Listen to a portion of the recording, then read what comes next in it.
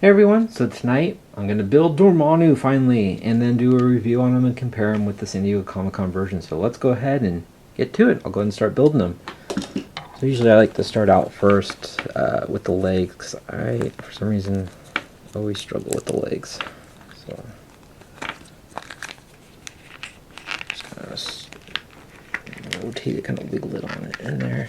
Gosh. Alright, that one's in. I like to try to make sure the pegs are pointing the right way. There we go.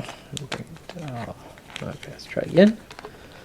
I'm telling you, I always struggle with the legs.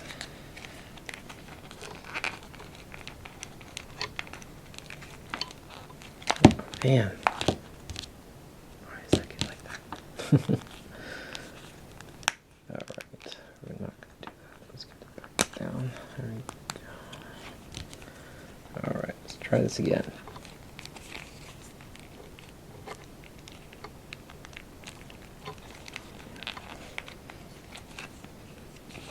I'm going to push this down. I have to do that. There we go. That just might be a little bit easier. Just a little bit, right? One would think. There we go. So that's a good little note. I would just push him out of his skirt, and then it'd be a lot easier. Alright, so we'll go and get to the arms. That can go on after. Yep. Just want to make sure. Also make sure you're not trying to plug the right hand into the left side. That's always helpful. Rotate that in.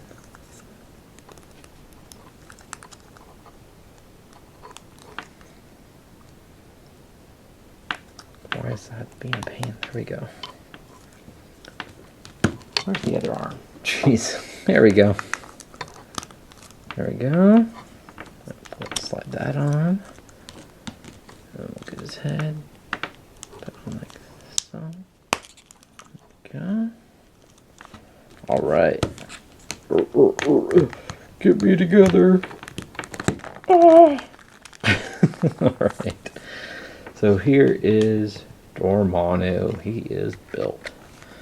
So we'll go ahead and get him standing up correctly, and we'll go ahead and check him out. Alright, so here's Dormammu fully built. And first we'll go ahead and check out with his two little accessories. I'm going to move him just so we can see them a lot easier. So he does come with the same two flaming, Ghost Rider heads. Except these ones are green with the blue translucent flames. And these are actually really cool. I do like the green. It just kind of looks like almost like glow in the dark, plastic, but obviously it's not. But it just looks really cool. I like it, the green with the blue. It's a good color combination. But you can just kind of see the details in the skull. It's just the same Ghost Rider head from the Terrax wave, I believe. And then it's just got these nice blue translucent flames where it gets kind of darker, where the plastic kind of builds up next to each other. But very cool. And it's light, it's a little bit pliable on the tip. Alright, so now we'll go ahead and get into Dormammu. So he's got a really cool head sculpt. It is the same figure, obviously, from the Book of Ashanti set from Comic-Con in 2015. But I really like this head sculpt. I like all the sculpting work on the flames. He's got a nice translucent flame job. It's just more yellow as it goes up, and it's kind of more of a darker orange around his face area, and it just looks really good. There's some light, it looks like it's just kind of, there's no paint detail. At first I thought I saw something. It's just got an all black face, but you can see the translucent plastic in its mouth and eyes. Looks very good. And then on his shoulder pads, it's more of a kind of a glossy purple along the whole top here. And then the front of these spikes around his collar area are just kind of a glossy black, which looks really good. Kind of on the back, you just kind of see more of that glossy purple. Same thing with coming down his arms. It's the same purple as the top of his shoulder pads. On the front here, it's more of a blood red. I'll go zoom in so you guys can check it out. You can see it's just like it is a shinier red, but it's just kind of like that deep red. And on his belt, his arms, so you guys can see a little better. On his belt, it's just a black belt, kind of more of a matte black, with these red dots, excuse me, painted They go all the way along the back here. On the back here, it's just more of a flat black. One thing I've always liked about this figure too, I think this is kind of cool, is along his like skirt piece, you can kind of see these little etchings of symbols along the side. You can see there's a lot of nice texture, and then you can see some more of those symbols along the side here, I think along the bottom. Very cool. On the front, it's just that same kind of glossy, purple, and it's got that nice deep red in the front of his little skirt. On the inside, it's more of a darker flat red, and then on his legs, same purple, and then he's got his little black boots that are kind of glossy, but the bottom of the boot there is more of a flat black. Still, it's a very cool Build-A-Figure. So I'll go ahead and go over the articulation. So his head is on a ball joint, obviously, from when we popped it on.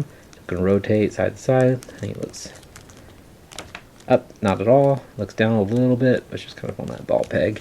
He's got ball joints in the shoulders, so the shoulders move out. And this does kind of hinder the articulation because it is a firmer plastic. Move forward and back. He's got an upper bicep swivel, single jointed elbow, but it does go up about 90 degrees. He's got a rotation at the wrist, along with the hinge at the wrist. It's got a nice ab crunch. Crunches very far forward, crunches very far back, and it's all painted all the way up, which looks good. Got a waist swivel. There we go. And his legs kick out about that much. They do get hindered by the skirt, and he kicks forward, not very high because of the skirt piece also, just gets in the way. It's got a upper thigh swivel. It's got, double jointed knees. It's got boot rotation, which is always nice. Ankles move down, they move up. It does get a little harder to push it up because of this piece right here. It's very thick and firm. So for me, I always have, just pushing that up always helps just kind of warm it up and get it more pliable. So it's a nice ankle rocker and peg holes at the bottom of his feet. Alright, I'll show you guys how tall Dormammu is, and then I'll also do a nice good comparison for you guys from the San Diego Comic-Con version. Alright guys, so Dormammu stance right around do the tip of his flame, almost at 9 inches, otherwise he's a little over 8.5 inches tall. Ooh, don't fall over. I just have not got him to stand forward very well just because those pieces on the front of his shoes are always pushing on him. Alright, so here he is next to the Comic-Con exclusive version. So you can kind of, let me get this guy standing. There we go. So you can kind of see the difference along with the flames. You can see on the, I'll just kind of zoom in here so you guys, instead of me yapping all the time, we can do a nice good front view. Hopefully the camera doesn't get too shaky from two objects in front of it. But you can see with the Comic-Con version, it's got more of this darker orange in the flame here in the front, and then it kind of gets a little yellow in the back.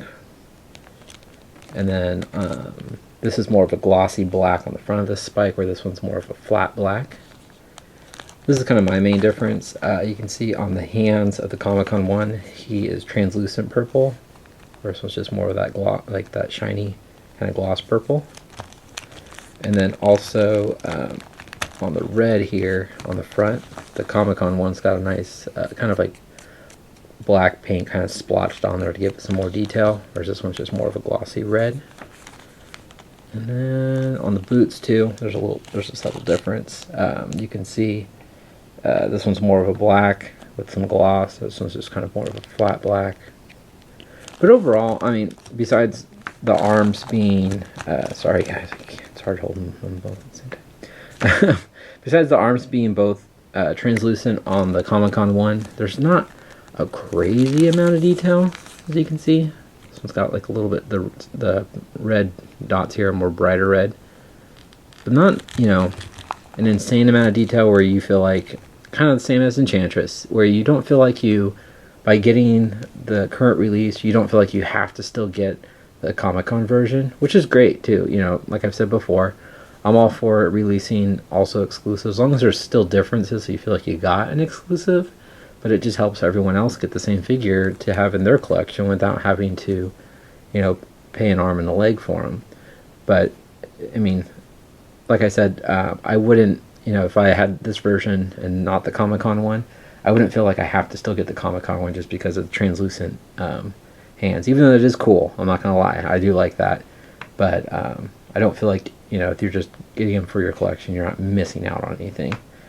But there you go, guys. That's my quick little review of the Build-A-Figure Dormammu. I hope you guys liked it.